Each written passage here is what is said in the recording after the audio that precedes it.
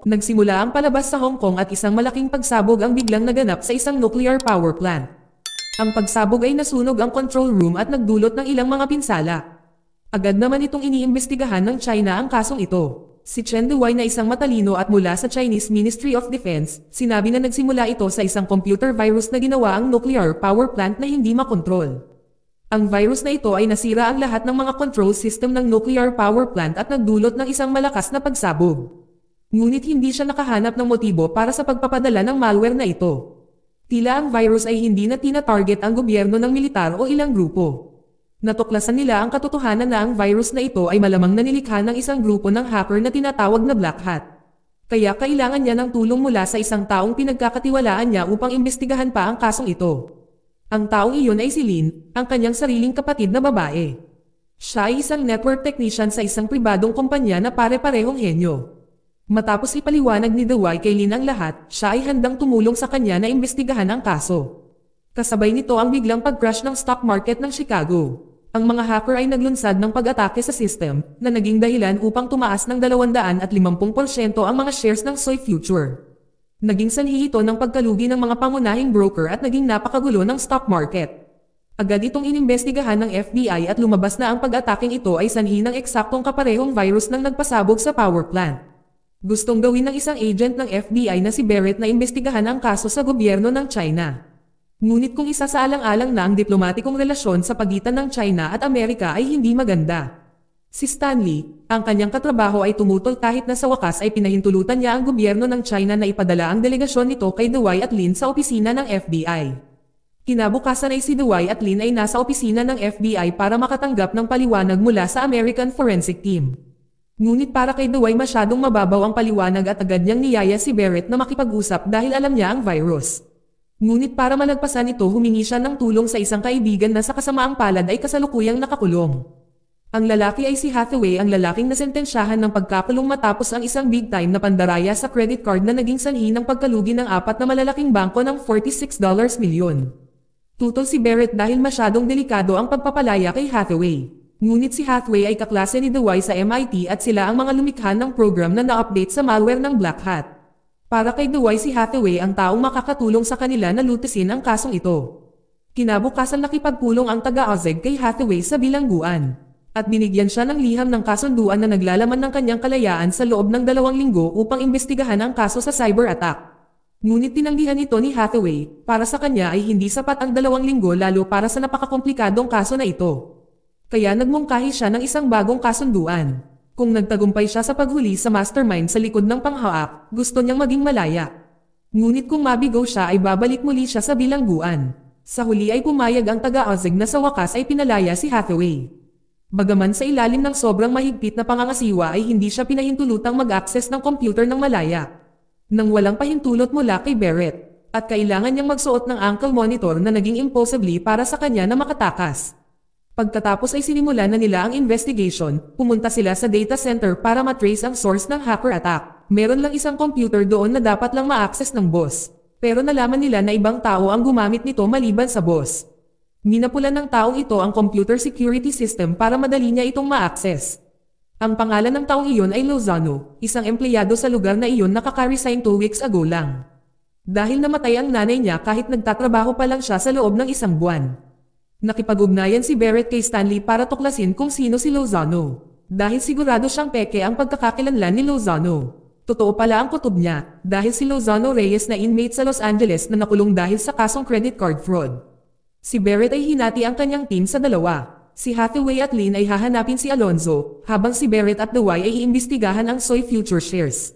Si Hathaway at Lin ay agad na pumunta sa apartment ni Alonzo. Nakita nila na si Alonzo ay namatay na. Agad silang tumawag sa 911. At habang naghihintay nila tinignan ang computer ni Alonzo at nalaman na may balak makipagkita kay Alonzo sa isang restaurant sa Koreatown. Kaya matapos ang negosyo sa apartment ni Alonzo, si Hathaway at Lin ay nagtungo sa restaurant. Ngunit ilang sandali lang ay walang dumating, kahit na halos sarado na ang restaurant at muntik na silang palayasin ng may-ari. Iyon ay nang matagpuan ni Hathaway ang isang silid na naglalaman ng computer na may CCTV. Sinusubaybayan ni Hathaway ang buong restaurant at sinubukan niyang subaybayan ang nag-install nito sa pamamagitan ng pagbabante sa tao. Hindi nagtagal ay dumating ang isang grupo ng mga tao at agad na binugbog si Hathaway. Sa ibang lugar sina Dewey at Barrett ay nagawang malaman ang daloy ng Soy Future Stock Funds na kinasasangkutan ng 3 sospek na nagdala sa kanila sa isang lokal na bangko sa Hong Kong na nagkakahalaga ng 74 na milyon. Kaya agad silang lumipad patungong Hong Kong para magsagawa ng karagdagang investigasyon. Ang una nilang destinasyon ay ang nuclear power plant sa nakasalukuyang iniimbestigahan. Sinabi ng crew kay Dewey na ang pinagmulan ng pagsabog ay nagmula sa automatic pump sa control room. Ang pump ay kontrolado ng isang programa na nahack ng ilang hacker doon. Sa kasamaang palad ay hindi pa kumpleto ang impormasyong ito upang matukoy ang susunod na bakas at kailangan nilang makuha ang memory ng programa na matatagpuan sa control room. Ngunit ang silid ay masyadong mainit upang makapasok sa sandaling iyon kaya kinailangan nilang maghintay. Nang si Dewey at ang koponan ay bumalik sa pagsubaybay sa daloy ng mga pondo sa pamamagitan ng pagtugon sa isang inspector na nagngangalang Trang. Mula siya sa pulisya ng Hong Kong na tumunten sa mga may hawak ng account na nagmula sa iba't ibang lokasyon. Nalaman ni Hathaway na ang mga taong ito ay nagtipon sa isang point sa Hong Kong. Sinabi ni Hathaway na malamang kinokontrol din sila ng ibang tao na isang miyembro ng Black Hat.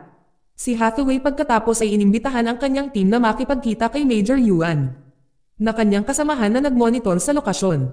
Pinaghihinalaan ng team ang isang lalaki mula sa Lebanon na biglang pumasok sa lugar ng operasyon. Sa pamamagitan ng surveillance sa CCTV si Elias ay hindi nakitang nakikipagkita sa sinuman. Si Dewey at ang kanyang team ay nais na arestuhin si Elias at pati na rin ang mga account holders na maaring mga alipin ni Elias. Tila nawala nang walang trace si Hathaway sa hiniram ang cellphone ni Inspector Trang at ginamit ito para makahanap ng communication device na nagpapadala ng Bluetooth. Sinuri niya ang device at naghinala na ang device na ito ay ginamit para sa komunikasyon ni Elias at ng kanyang tao. Ito ang dahilan kung bakit hindi masubaybayan ang kanilang mga galaw. Kinaumagahan ang 3 sa account ng mga miyembro ng Black Hat ay nawala. Nang sinubaybayan nila ang pera ay nalipat na pala sa isang kasino sa Macau.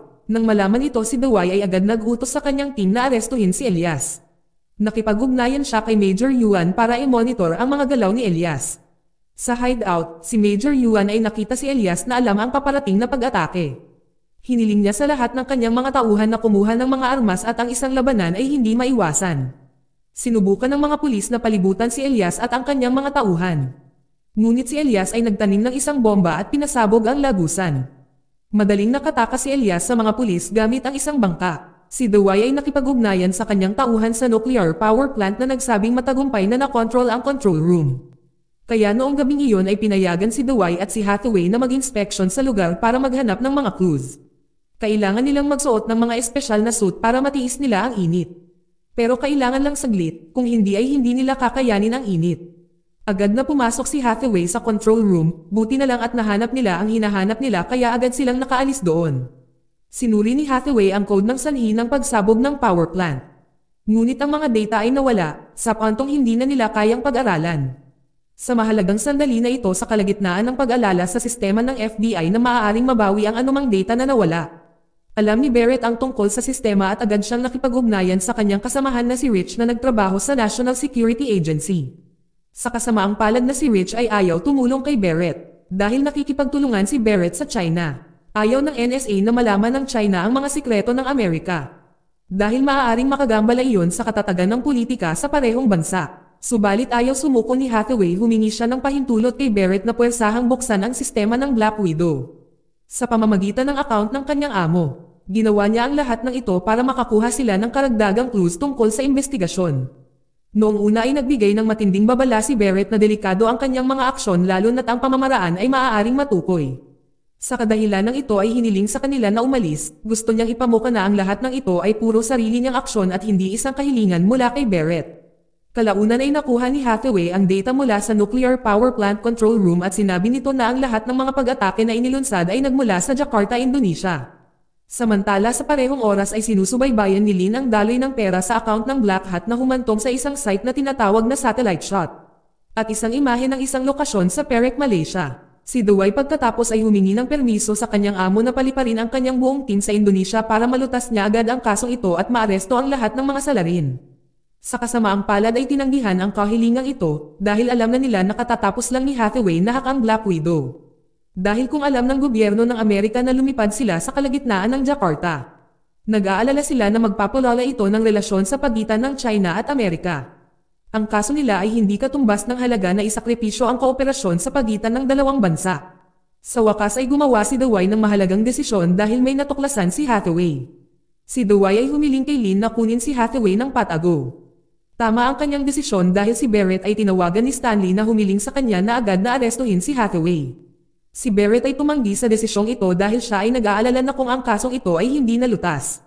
Ang Black Hat ay target at susunod na biktima. Gayunpaman dahil ito ay isang utos mula sa kanyang superior, wala siyang ibang choice kundi sumunod ito.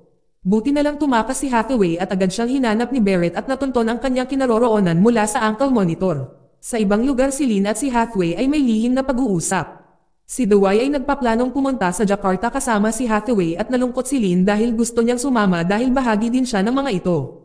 Pumasok si Hathaway para ipaliwanag sa kanya, sinabi nito sa kanya na gumawa lang ng mahirap na desisyon ang kanyang kapatid at gusto niyang maunawaan niya na hindi ito nangangahulugang ginawa ng kanyang kapatid para madamay siya. Sa wakas ay naintindihan ni Lin ang lahat, pero biglang sumabog ang kotse ng kapatid niya. Sa likod ng pagsabog ay si Elias at ang mga tauhan nito. Si Hathaway ay nagawang protektahan si Lin at sinubukang magtago mula sa shootout. Kasabay nito ay nagawa ni Barrett hanapin si Hathaway at Lin na natrap sa pag-atake ni Elias. Agad na nailigtas niya at ng kanyang mga kasamahan si Hathaway, ngunit sa kasamaang palad ay namatay si Barrett sa pag-ataking ito. Dahil dito nagawang makaalis ni Hathaway at Lin sa lugar. Si Lin na halos hindi matanggap ang kanyang kapatid na pinatay lang ng ganun. Buti na lang at napatahimik siya ni Hathaway. Determinado silang dalawa na mahuli ang Black Hat hanggang sa maipaghiganti nila ang pagkamatay ni Dawai. Si Hathaway at Lin ay pumunta sa Malaysia, inalis ni Hathaway ang ankle monitor. Saka sila tumakas gamit ang peking pagkakakilanlan para hindi mahuli sa immigration. Kinabukasan ay nakarating sila sa Perak, Malaysia at napunta sa isang lugar na walang mga gusali. Noong una ay hindi maintindihan ni Lin kung bakit isa ang lugar na ito ang mahahalagang pahiwatig sa paghahanap ng Black Hat. Hanggang sa natuklasan ni Hathaway na ang lugar ay ang pinakamalaking mining ng tin sa Asia. Pinasok nila ang pabrika at nakakita ng bomba na kapareho ng uri ng sa nuclear power plant. Napagtanto ni Hathaway na tina-target ng mga miyembro ng Black Hat ang nuclear power plant na walang iba kundi subukan lang ito. Kung magtagumpay sila sa pagsabog ng power plant, masisira nila ang minahan. At kung masira ang minahan ay automatikong titigil ang produksyon ng tin at magiging limitado na nagiging sanhi ng pagtaas ng presyo. At ang Black Beam Hat ay maaaring tamasahin ang mga kita mula sa tumataas na mataas na presyo ng share. Nang hindi nag-aksaya ng mas maraming oras, si Hathaway at Lin ay agad na tumungo sa Indonesia. Pagdating nila sa Jakarta ay agad silang naghanda para sa pag-atake. Habang si Hathaway ay naghanda ng ilang mga sandata, si Lin na sinuri ang daloy ng account ng Black Hat na kung saan isa na ngayong lokal na bangko. Nagpasya silang kunin ang pera sa account upang pukawin ang kilusan ng Black Hat. Kinabukasan pumunta si Lin sa bangko at nagkunwaring gustong makipagkita sa pinuno ng bangko doon. Ngunit bago iyon humingi siya ng tulong sa kanya upang muling i-print ang kanyang proposal dahil natapunan ito ng kape. Nang na-install sa computer ang USB na dala niya ay nakakonect agad ang bank system kay Hathaway. Si Hathaway ay agad kinuha ni Hathaway ang lahat ng pera sa account ni Black Hat. Noong gabing iyon ay agad na nakipag-ugnayan si Hathaway sa Black Hat sa pamamagitan ng email na may pananakot at binigyan sila ng numero ng telepono para makontak nila siya. Ilang sandali pa ay nakipag-ugnayan si Elias kay Hathaway. Ngunit hiniling ni Hathaway kay Elias na ibigay ang teleponong ito sa kanyang amo. Sa wakas makalipas ang 16 na minuto ang kanilang amo na ang pangalan ay Sadek ay nakatanggap agad ng tawag. Si Hathaway ay nagsabi na gusto niya ng 20% na bahagi mula sa kita ng tin mining sa Malaysia. Ngunit hiniling ni Sadek na makipagkita sa halip na sabihing ayaw niyang makipagtransaksyon sa telepono. Sumang-ayon siya basta si Sadek ay nag-iisa o kasama si Elias lamang. Sa susunod na araw si Sadek ay naghihintay kay Hathaway sa isang gusali. Ngunit sinira niya ang kanyang pangako dahil dinala niya ang lahat ng kanyang mga tauhan. Tinawagan sila ni Hathaway na baguhin ang lugar ng kanilang pagkikita.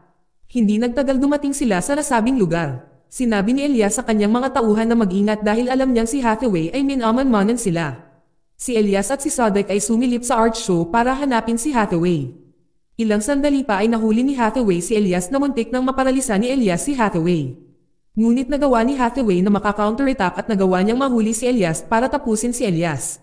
Samantala si Sadek na nakasaksi sa pangyayaring ito ay walang nagawa dahil nakahanda na ang kanyang mga tauhan para tapusin si Hathaway. Buti na lang at nakayanan ni Hathaway ang mga atake. Siya ay nagalit at agad niyang tinapos si Sadek dahil gusto niyang maghayganti sa pagkamatay ng kanyang kaibigan. Matapos na matagumpay na talunin ang lahat ng miyembro ng Black Hat ay agad na dumating si Lin para gamutin ang lahat ng kanyang sugat. Kinabukasan natapos na ang lahat ng affairs sa Jakarta. Si Hathaway at Lin nakuha ang lahat ng pera na pag-aari ng Black Hat na nagkakahalaga ng 46 na milyong euro. Masaya sila dahil nakapaghinganti na sila sa pagkamatay ni Dewey at napigilan na nila ang Black Hat. Dito nagtatapos ang palabas. Salamat sa panonood kaibigan.